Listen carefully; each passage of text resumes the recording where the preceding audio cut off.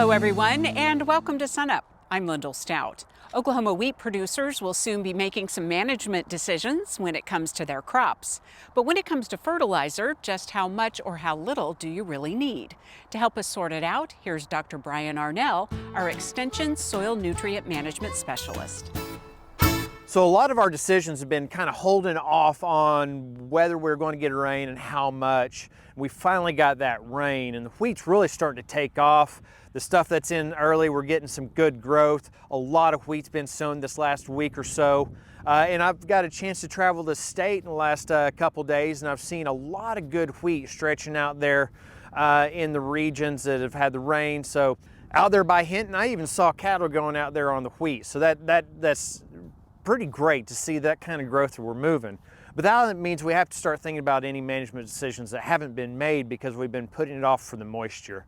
So one, if I'm grazing cattle or I'm trying to get ready to start grazing, I'm looking at my nitrogen status. I'm looking at how much nitrogen do I have on. If I haven't applied any nitrogen yet, I definitely want that 50 or 60 units of nitrogen down. If I've got wheat that's struggling, and it might be because pH or phosphorus level, it's not too late on that grazed ground or really any of our ground to go out there with a early top dress of phosphorus. We're finding that in a limited environment, that phosphorus, even after the crop is up, can be highly beneficial and has great RI. For our grain only that's been going in the last couple weeks, I'm going to go back to the standard rule of thumb that I've been saying for the last couple years. Let's lay off the early season nitrogen. I'm not excited about getting nitrogen out just because that early nitrogen doesn't have a lot of benefit when we talk about a grain only system. So I want to get this crop through. Let's get it up, let's get it established, let's get it into the winter and think about nitrogen in the spring. That doesn't mean that I want to lay off on that phosphorus and potassium. So if I know I have P or K issues, even if the crop is in the ground, it's not too late for either. We apply a phosphorus form that will dissolve with rain and move into the wheat root profile. And potassium's the same. Potassium is quite soluble as a salt, and it'll move down into the root zone with the rain. So just because you didn't get it on before you planted, don't count yourself out on getting P and K down when you know you need it. The rest of it is a wait and watch game. Let's keep our eyes on those wheat fields, both dual purpose and grain only and graze out. Get your enriched strips out now up to January. They're going to be a major driving factor because with our weather the last couple of years, there's no telling what we have left in the bank, what we've either added up or have lost.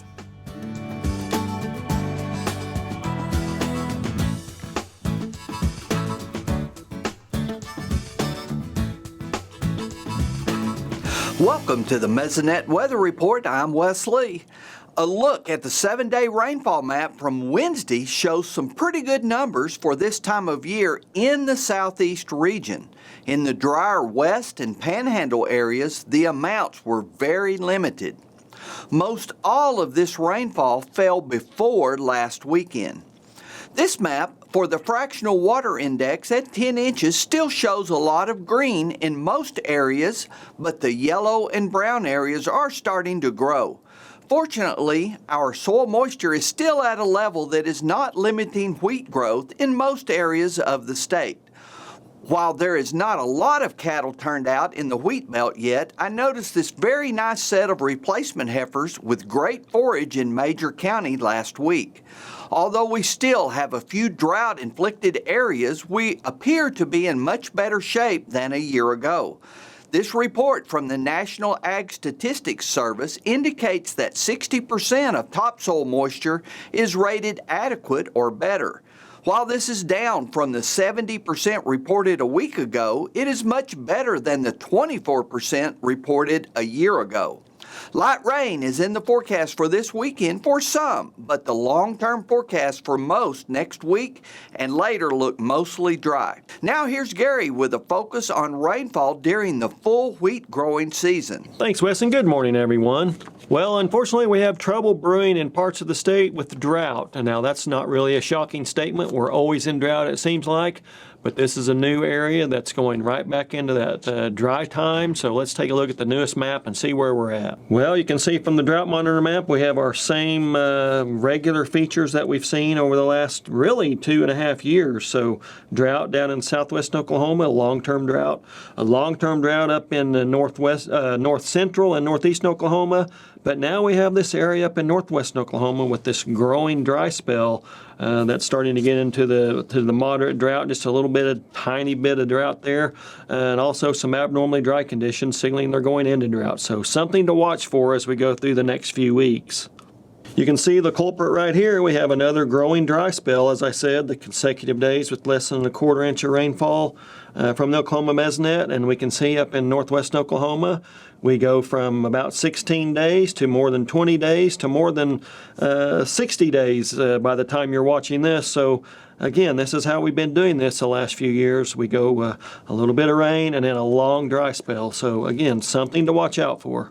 Rainfall map says it all. Some parts of the Oklahoma Panhandle have had less than a 1/2 inch of rainfall over that 60-day time frame. But once you get northwest of I-30 or I-44 rather, you get down into less than 3 inches of rainfall until eventually you get down to that less than an inch range. Again, another growing dry spell for the northwestern third of the state, unfortunately. And that shows up on the departure from normal 60-day rainfall map from the Mesonet as well. Again, across that northwestern third to really half of the state, we're 1 to 2 to even more than 3 inches below normal for this time of year. So unfortunately, that's the recipe for drought if we're not careful. And finally, we'll take a look at the topsoil percent short to very short map from the USDA. These numbers for Oklahoma creeping up slowly each week. So now we're up to 40% of the state, short to very short for that topsoil moisture. Unfortunately, I think it's going to continue to go up until we get some rain across that northwestern half of the state. So we're in a waiting pattern for at least northwestern Oklahoma. We do need some moisture up that way. We'll take rain, we'll take snow. Hopefully not ice, but we'll just take some moisture. That's it for this time. We'll see you next time on the Mesonet Weather Report. As temperatures continue to fall and winter quickly approaches, many producers are putting away and winterizing their equipment for the season. To talk about the best ways to do this, SUNUP's Curtis Hare caught up with Dr. Jon Long, our ag machinery specialist. Well, many producers know what to do when it comes to storing equipment over the winter, but John, there might be a few things that they may overlook and might not even thought about, right? Sure, yeah. A lot of people are, if you've been around a cold environment, you know that there's water, and those are the things we have trouble with. But if you're running a newer piece of equipment, especially newer diesels, one of the things we have to be mindful of is our diesel exhaust fluid. So what's the concern with that? So most of that's distilled water, really, in reality, and that's something we have to add to newer diesel engines for emissions purposes. And when we get down below about 12 degrees Fahrenheit, it freezes pretty solid and expands. If we're talking about our tanks that we put in our tractors or trucks, they're heated and can handle that. But if we're using systems to actually dispense that, or we have our storage containers, we want to make sure we keep everything in those containers and purge those storage systems if they're going to be in a cold environment. And I imagine you said expanding. When something freezes, it expands, which could, I imagine, cause a lot of issues. Yeah, that can cause a lot of issues, especially if you got a transfer system with a pump or valves that you're using to basically dispense diesel exhaust fluid.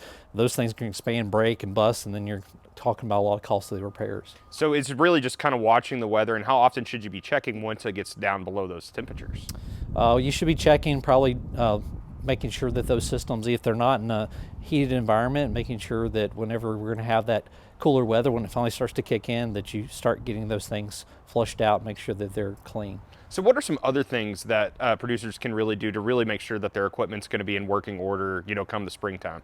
So like a lot of equipment, if we're talking about sprayers or other types of equipment, anything that's using water, we want to be able to flush those. We can use different types of antifreeze, like RV antifreeze you can buy at any type of store to flush those systems, make sure those valves and those pumps are good.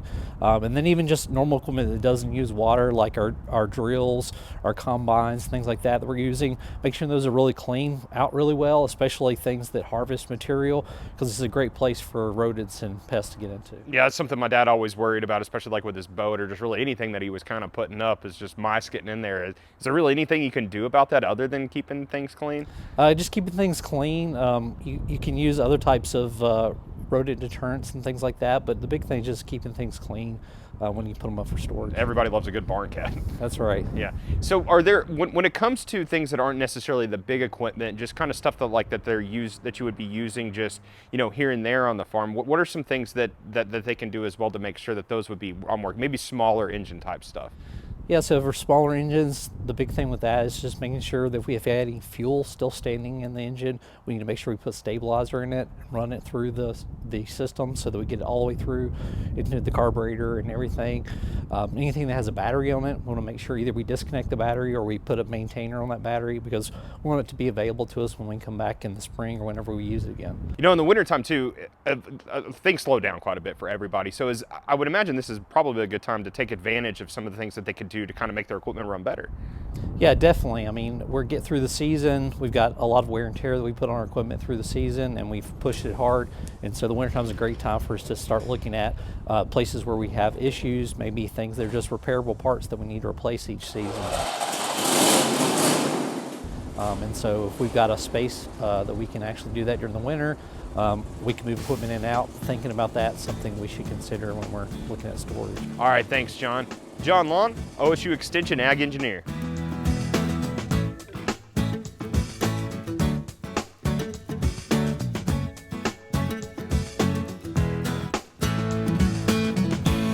Good morning, Oklahoma, and welcome to Cow-Calf Corner. I'm Mark Johnson, and this week's topic is beef. It's what's for Thanksgiving. Our topic is based on several things. Thanksgiving is a holiday in America that is really based in agriculture and our ability to efficiently produce food. In the title, I kind of borrow from the old beef is what's for dinner advertising slogan. That one has been around since the early 90s. It has been a very long-lived and very successful advertising campaign for beef, and it is shown by survey data to be recognized by 88% of America. It's been a very successful campaign. I think we take that a step further and consider beef for Thanksgiving in contrast to the norm of eating turkey because there's so many advantages as far as flavor and variety of things we can do with beef as opposed to turkey.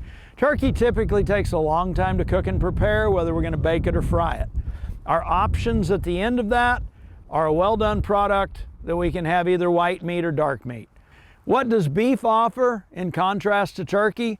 A variety of cuts, a variety of things that can be cooked to different degrees of doneness based on how you like it, a variety of things that can require different amounts of cooking time, some that may only take a few minutes and some that may take a few hours. You've got a protein product that is interlaced with marbling that creates that taste sensation that makes beef the protein of choice in the marketplace. So if you decide to go with beef for Thanksgiving dinner, keep in mind a few things. Number one is budget.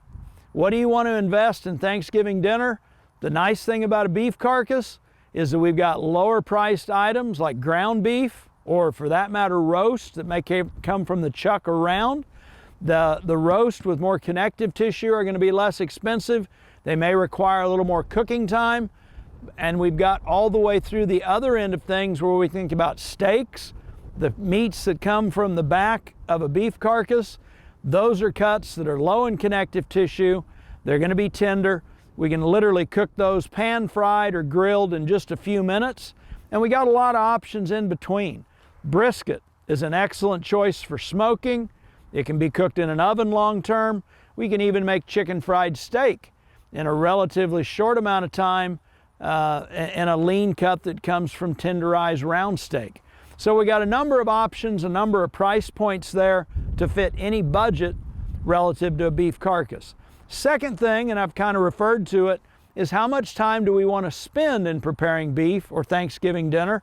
And we've literally got that option of something that can be pan fried or grilled in a short amount of time versus things that can be roasted or slow cooked over the long term that are all going to result in that same tender, succulent, delicious beef flavor.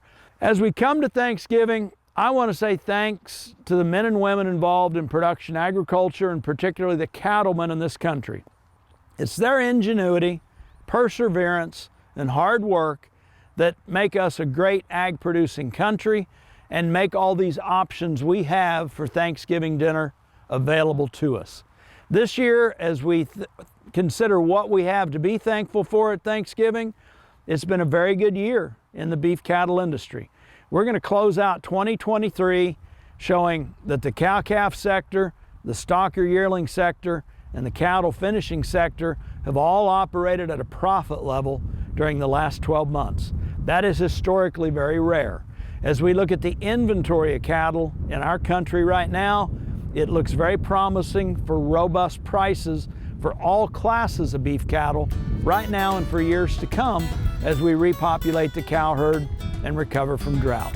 We have a lot to be thankful for, and I thank you for joining us on this Thanksgiving edition of Cow-Calf Corner.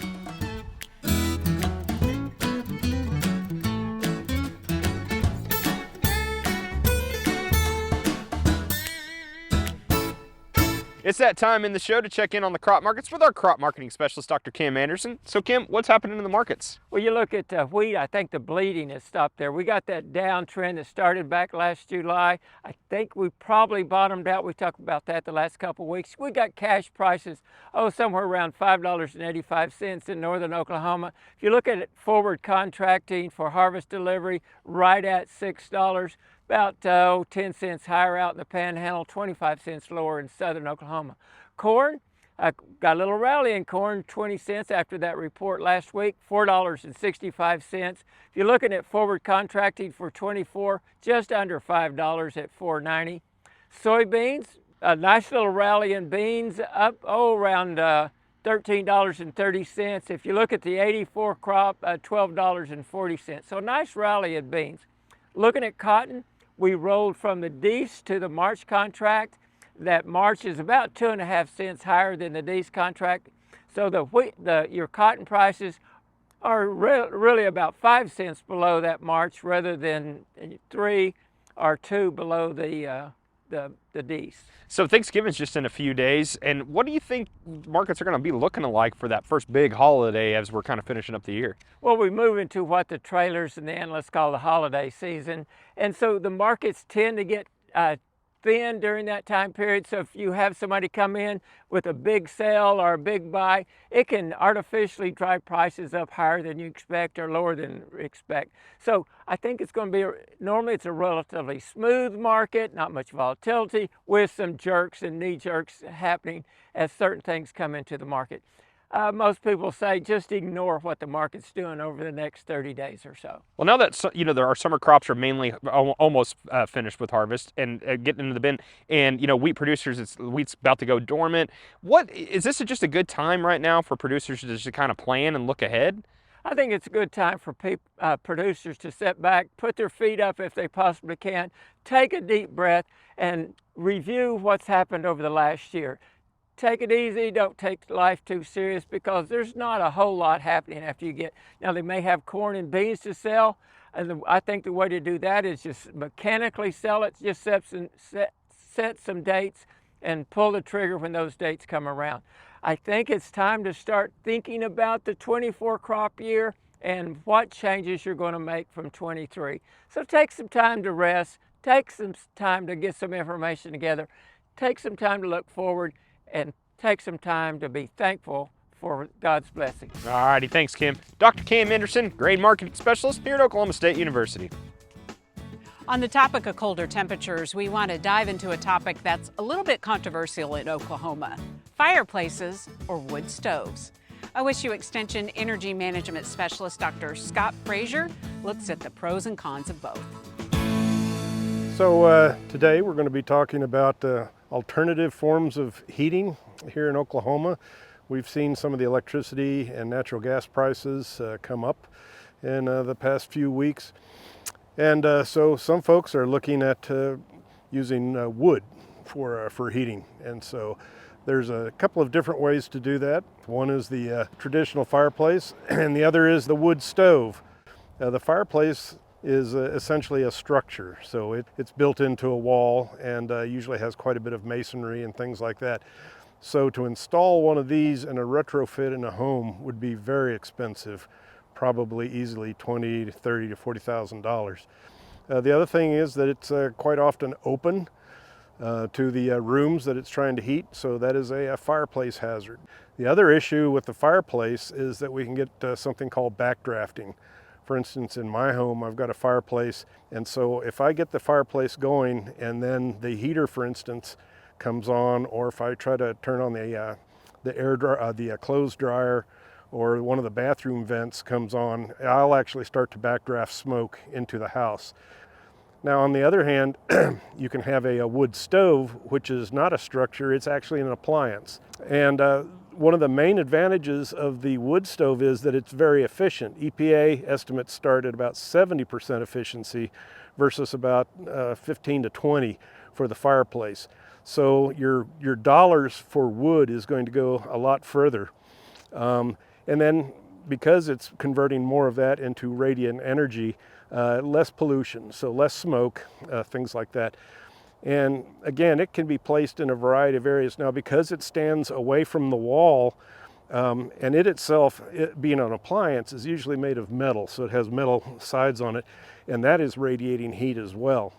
And so you can actually heat up a small house like mine. You could actually drive me out of the house with that wood stove. It would just get that warm. Maybe a half to a third of the cost in wood versus a fireplace. So that's a nice option. As far as cons with the wood stove, there's not much. It costs less to install. Estimates I saw ran from about $1,000 to maybe $4,000, depending on how fancy you get. There's not as much backdrafting issues. There's not as much of a fire hazard because the wood stove is usually closed off. There is a bit of a safety issue because these metal sides do get pretty hot. So if somebody were to stumble, a child, elderly person, something like that, you could get a bit of a burn. So those are the major issues, the pros and cons going on with these two things. It kind of comes down to a question of how important are aesthetics to you versus how important is this thing really going to be to heating your home. In both cases, you want to have wood that's been dried. In my case, I like to have it dry at least a year. Yeah, you're going to want to watch out for the wood quite a bit. Don't want to burn green wood, obviously. And there's certain types of wood like cedar and things like that that generate a lot of creosote, so you probably want to stay away from that.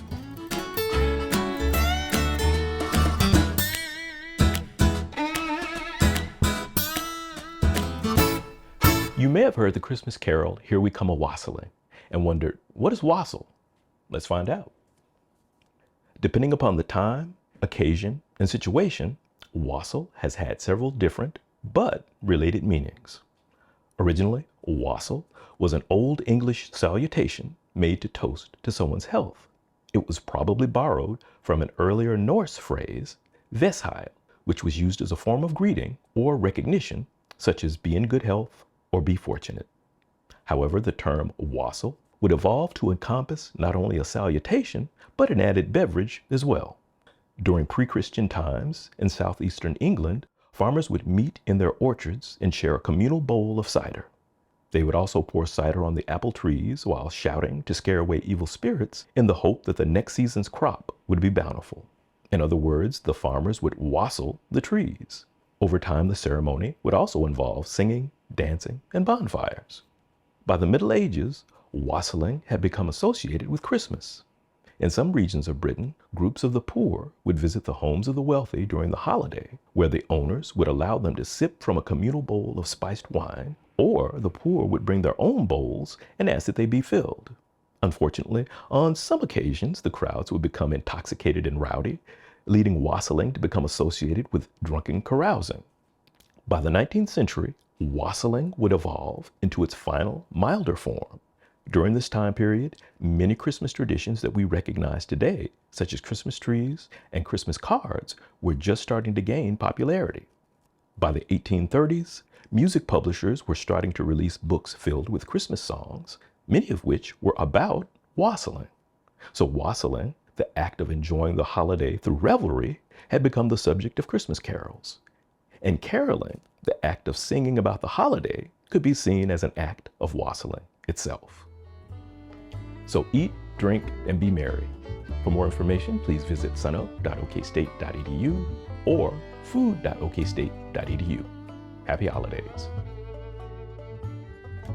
OSU Extension supports Oklahoma farmers and ranchers with mental health resources and programming. If you or someone you know is experiencing mental health challenges, call the Comprehensive Crisis Response Lifeline at 988 or go online to the OSU Extension website dealing with farm stress. For more information about local resources, suicide prevention, finances, disaster recovery, and more. We have links to both of these websites at sunup.okstate.edu.